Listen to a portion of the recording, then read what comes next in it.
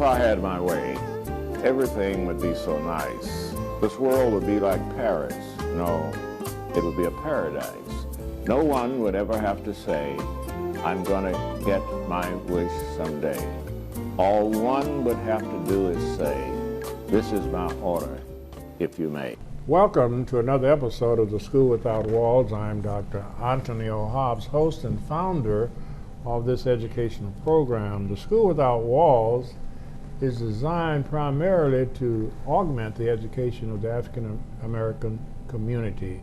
We're designed to do some things that normally we would have done within the school system, but the school system is missing some of our needs, and it's not so much the fault of the school system. Don't misunderstand me, because the school system comes from the community.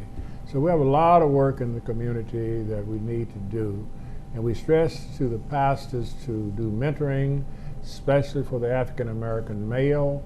We would like for you to set a goal, pastors, try to find 100 men of character in your community. If they just work with one young African American male, there's so many of them out there that don't have a father image like they used to have in the traditional family.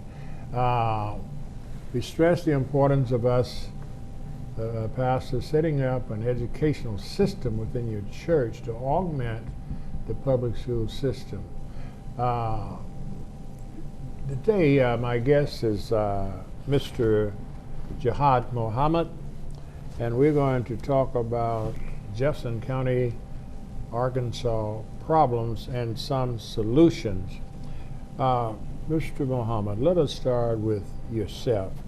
The history of, I understand you got into some problem as a young man, did you Yes, not? Sir. Yes, sir. And you went to prison. You don't mind talking about that, do you? Not at all. And what happened that caused you to come through that and have a desire to help the community? Well, I got involved in selling drugs when I was about 13 years old, right here behind the college in what is called the backwoods. And so from there I started toting guns, of course, started smoking weed, running the streets, and messed around, and me and a partner wound up catching a murder charge. At that time I was 14. Actually was sent to the juvenile center for several days, and they came and got me and brought me to the county jail, and at 14 arraigned me as an adult. And so I wound up getting out on bond, and of course going back to the same lifestyle, until I eventually went to court and was sentenced to 35 years in the Arkansas Department of Corrections.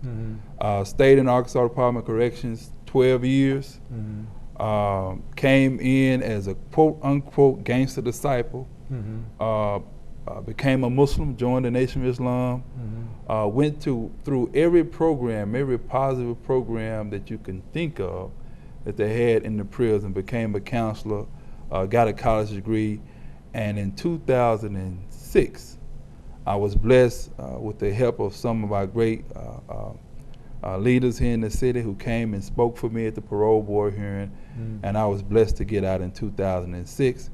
And it's just been a journey since then, just trying to clean up what I messed up. I see. Well, let me ask you this about your early life. What do you attribute, what you said, 13-year-old child, what was your environment that caused you to get tangled up in that where there were others didn't? What was your situation? Well, I'll tell you, things happen in children's, and things can happen in a child's life that can alter their perception of life and the course that they're on. At the age of 8, my father was killed. And when my father was killed, the whole family just went astray. And my mother started spending a lot of time at the bingo hall that gave the boys a lot of room to move around at night. And so my oldest brother became a quote-unquote gangster disciple. My next to the oldest brother became that. One of them went to the reform school, the other went to prison. And so in the 3rd grade, I began skipping school. My sister began skipping school. And of course, my other brother began getting in trouble. So eventually, all 5 of my mother's children eventually wound up going to prison. So that family structure broke down real early. Yes. Now let's fast forward to you being in prison. What attributed to your changing your direction while you were in prison? What happened in there that caused you to become the man you are today? Well, you know, on the street, and initially when I got in prison, you know, it was might over right. Mm-hmm. And if you knew how to throw these hands, and you know, that's how you got your respect. Mm-hmm. But I ran into some brothers who were getting respect, not using the fist. Is that right? They was using the mind, they was using words, Mm-hmm. and people were respecting them. And that attracted that me. That impressed you, right? It impressed me and it attracted me. Mm-hmm. And so because I was impressed and attracted, one of the brothers started feeding me or giving me literature and somewhat mentoring me. You know, I was mentored. I eventually did the same thing that Malcolm X did. I wrote off a letter for my ex and got it back. I remember the night that I got it back, they were doing mail call, and I was sitting back with a brother named James Brown from Pine Bluff, and we were drinking hooch, homemade alcohol, in the prison. And I got that letter, and I immediately put that hooch down. And as I said, it's been a journey ever since then. Okay, we have 2 more minutes on this side of the break. That was the Nation of Islam that was. Yes, sir. What is it, do you think, that they have that the average Christian church does not have that can reach that type of people? I think it's the love. You know, one of the things that we are taught when you first open our book, some people might call it the Bible in the Nation, message to the black man is learning how to love ourselves. And if I learn how to love me, it's easier for me to love you. That which looks like That's you. right. If I'm taught that God is in me and God is in you, and I see you like that, then I'm going to be able to relate to you that much more better if I see God in you. And that's what the Nation teaches about the God that's in you. Each one of us. Right. And teaches about love of self and love of kind. So we have 1 minute on this side. I'd like to comment on that. It's amazing what you're saying, because, see, the Christian church is designed to do that, but we don't do it because we've been misinformed. Yes, sir. You understand? We've been misinformed. We have been taught about the God out yonder. That's right. Rather than the true God that is within every human being that right. God created. That's right. And on the other side of the break, we might talk briefly about this, because it's so important for anybody to understand That's right. that you can progress once you understand where God is. Exactly. Okay. Exactly. We'll be back in just a few minutes.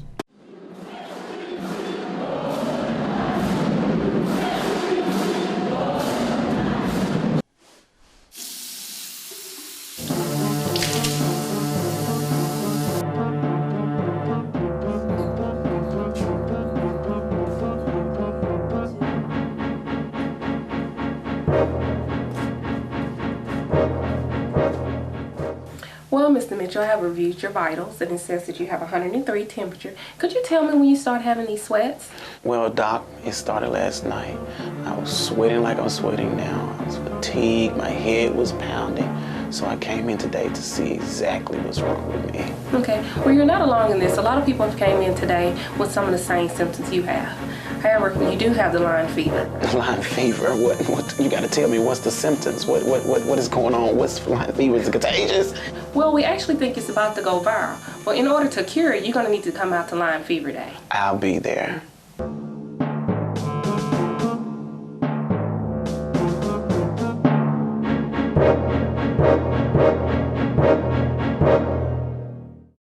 Today, you all think of Honest Abe as a noble nickname, but it started because I'm brutally honest. And so I'm going to be brutally honest with you. You're spending money like a bunch of putzes. You hear me? $12 burritos, $15 cocktails. The heck are you thinking? If I had arms, wasn't two-dimensional, and didn't die over a century ago, I'd give you my patented stovepipe pile driver. How'd you like that? The choice is yours. Start saving or receive a figurative chin-beard body slam from Honest Abe. Arrgh! Arrgh! Arrgh! Those of you who've just joined us, I'm Dr. Anthony Hobbs, host of this educational program called The School Without Walls. My guest today is Mr. Jihad Muhammad. Let's talk about the reentry program. I understand you're working with a reentry program you're concerned about those persons who have been in prison who are coming out. Is that what that is? Yes, sir. Talk to us about that. Well, you know, I would say that reentry and the whole issue of prison is very hot. From the State House, of course, with the governor doing the Restore Hope Summit here a few months ago, all the way to Obama, President Obama making changes and releasing some of the people out of prison who were over sentenced due to drug convictions.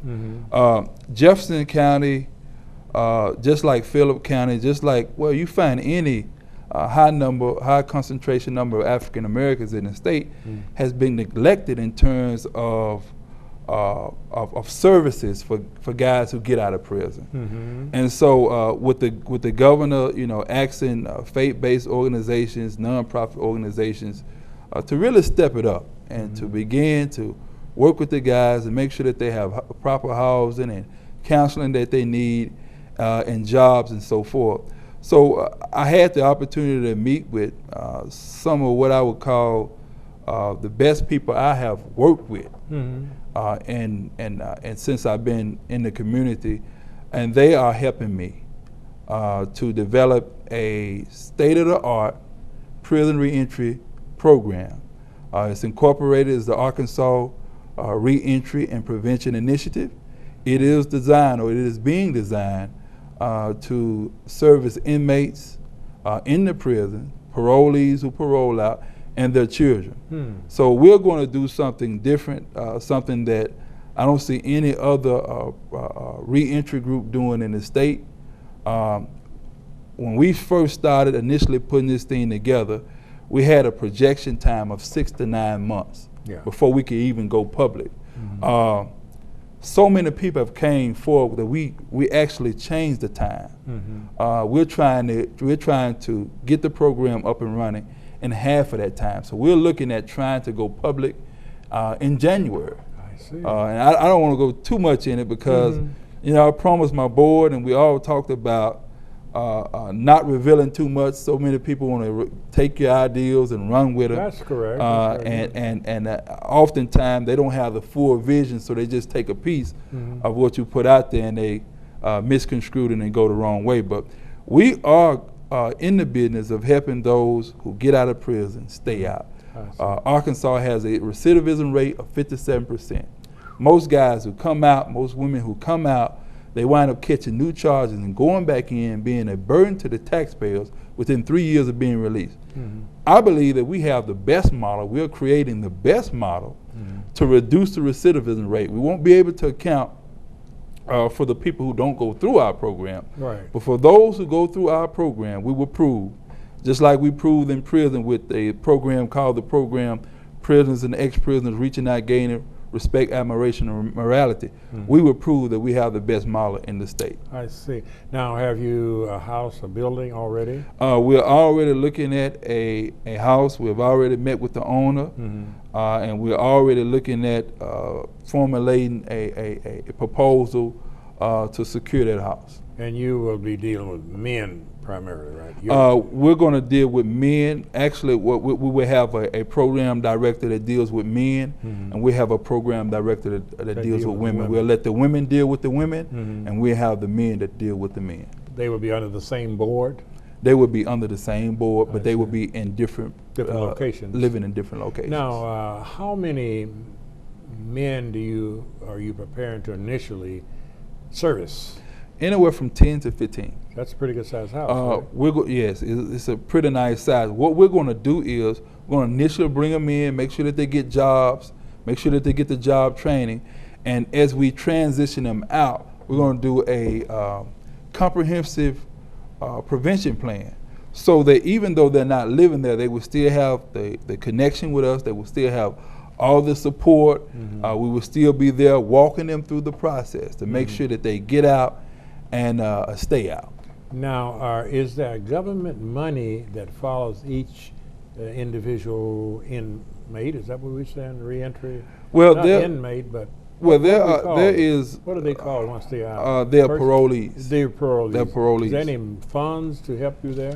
There are funds. There are funds everywhere, and you have people who have developed their organization. They have their board in place. They have the 501c3 status, but they have had problems getting funding. Right. I don't think we'll have that problem. In fact, I tell you that when we went to some of the leadership and gave them the vision, they were very excited, and you'll see some of the leadership coming on helping, because this is what we got to look at, Dr. Hobbs. These guys, these people are paroling to Jefferson County, and they're going to be here, period. 75 counties in the state. There are inmates paroling to all of these counties throughout the year. We want to catch them and help them, rather than let them go out into society, come into Jefferson County and make mistakes and commit crimes. We want to be there to help them, to show them a better way. So to guide them along. That's right. Because they're coming out anyway. It's nothing, we can't keep them. Everybody that's in prison cannot stay in prison. No, they're true. coming out. Let's greet them as they come out. Let's put systems in place so that we can help those people and keep them on the right track. Now, we have perhaps another minute on this side. What is your curriculum? What are you going to teach them? Do you have a plan of just education or education plan? Well, we do have, I'll tell you that we're going to implement a lot of things that have been working in different places in the country that has not really been instituted in Arkansas. So actual classes. I have my history is my history is in substance abuse. So I have did the research, and I have worked with different counseling theories and different small group sessions. So I understand what is effective in terms of people coming out of prison and what isn't effective. We're going to use the best techniques to get the job done. Okay, let's stop on that.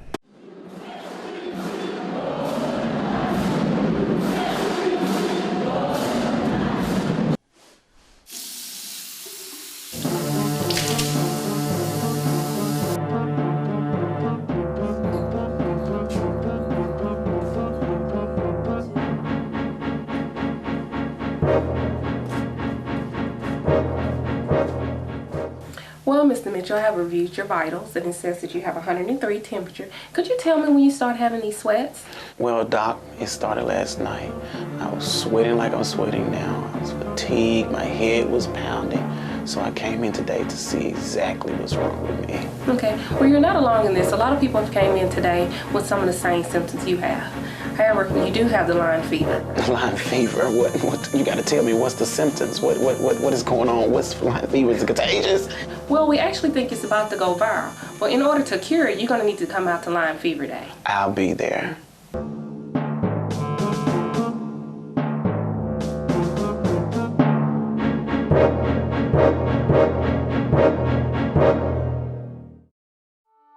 I'm Jenny Garth, and as a mother of 3, I know kids worry about a lot of things. Getting enough food to eat shouldn't be one of them. But here in America, that is a real worry for 1 in 5 children. Even though we are one of the most food-rich countries in the world, 15 million children don't know where their next meal is coming from. This is unacceptable, and something the Feeding America nationwide network of food banks is working to solve. Instead of accepting that our country lets billions of pounds of surplus food go to waste every year, Feeding America has made it their mission to help families in need by rescuing this food. Through food pantries and meal programs, the nationwide network of food banks provides more than 3 billion meals, serving virtually every community in the United States, including yours. Join me in supporting Feeding America and your local food bank by visiting feedingamerica.org. Together, we can solve hunger. Together, we're feeding America. This is a big country. If everybody can help, we can change the world. We can make a difference. When we are aware, then we can help. I'm not on this bill by accident. I was a founding father. I was the first president. Do you know how many middle schools are named after me? I worked hard to be on this bill, and you're spending me willy-nilly. Stop spending money to smash sweets and baked goods on telephone games, and stop sending game invites to your friends. That might be even worse. Save your money. Those of you who have just joined us, I'm Dr. Anthony O. Hobbs, host of this educational program called The School Without Walls. My guest today is Mr. Jihad Muhammad. Jihad Muhammad. Yes, sir. A very, very active citizen here in the Jefferson County, Arkansas, that we're very proud of. You attended the Million Man March, I understand. Yes, sir. I was honored to be there. I'll say this, that part of my inspiration for changing from a criminal to what I would call a fairly decent person came from the 1995 Million Man March. Is that right? Even though I was in prison and I didn't attend, the effects of the march was felt around the country, even in prisons. And that got me on track. So I was indeed honored not only to go to the Million Man March on October the 10th, but I was blessed to be able, using some of the funds that community leaders gave me, I was blessed to take several people with us to D.C. So I think it was an excellent experience for me, and it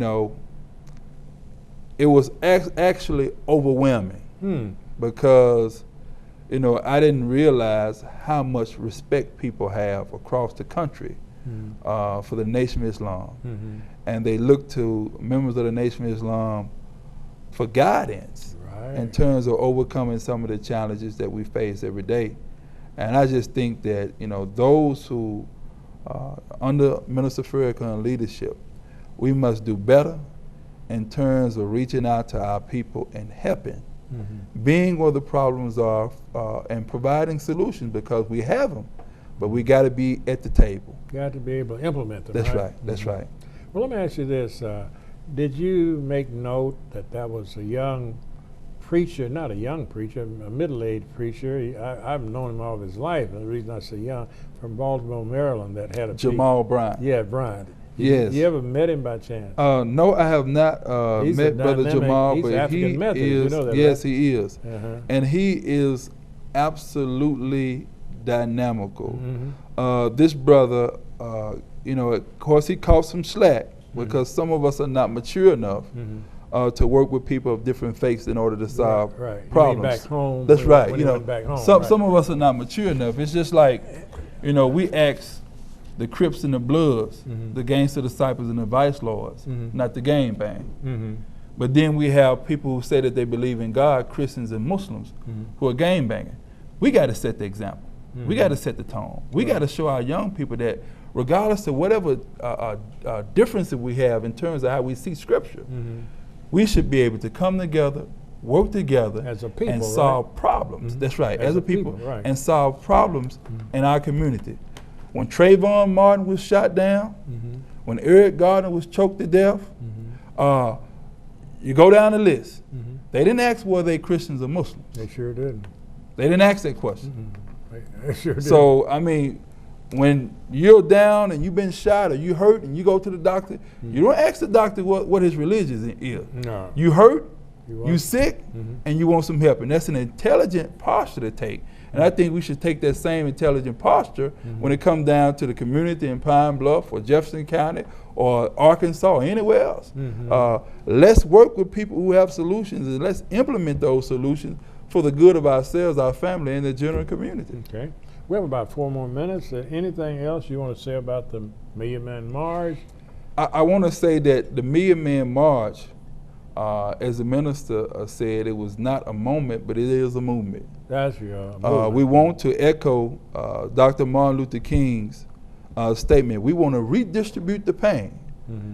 If we cannot get justice in America and our people are still shot down in the streets and police are not being brought to justice, then we believe we should boycott Christmas, not Christ. But Christmas. But as the minister said, down with Santa, up with Jesus, right? Yeah. So let's not put, let's make sure that take some of that commercial. That's right. right. Take some of the commercialism out of it, because we don't want Santa Claus hijacking Jesus Christ's business. There you go. If we say we with him. There you go. So let's see what we can save during Christmas time, and let's unite our dollars and try to do something for ourselves. We got 3 minutes. Let's talk a little bit about black economics. What does Minister Farrakhan has? He's been on that journey a long time. Is he encouraging anything like that to take place? Well, I would say this. it has been taught, even, you know, going back to the time of Honorable Jihad Muhammad, that black people, we cannot continue to beg the government to do what she is not really willing or able to do. There you go. We can pull our dollars and cents. We buy cell phones every year. We buy cigarettes. We buy alcohol.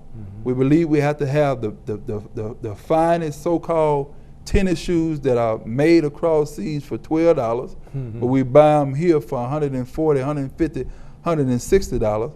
Why don't we become intelligent? Why don't we begin to pull our resources together? If we have 10 churches, why don't we take some of the money, that just a percentage of the money that's coming in the church? And why don't we take some of that money to city government and say, look, we got $100,000 here that we have collected in 2016. We want you all to match this $100,000, and we want to build a state-of-the-art facility for our youth. We want to get vans for our youth so that we can get them from whatever part of the city they are in to these youth facilities. Let me cut you off because I believe we have just a minute. Is that right, Randy? Let us not leave here without understanding this economically. We all eat. I've been hoping that somebody would be smart enough to get a supermarket. Yes, we sir. all eat if we could employ people, right? We could employ people, and of course, if we're looking at getting healthy fruits and vegetables, of course, we can employ people to go out and farm and bring in fresh fruits and vegetables that are not full of chemicals that cause cancer and so forth. So, as a wealth of opportunity, we're in the Delta. We're dying from all type of health problems in the Delta as a people, and there's land here we should farm, and we should take what we farm with and be able to make a living. The lack of knowledge, what happens to people? Our people are destroyed for lack of knowledge. Lack of knowledge. So let us end on that.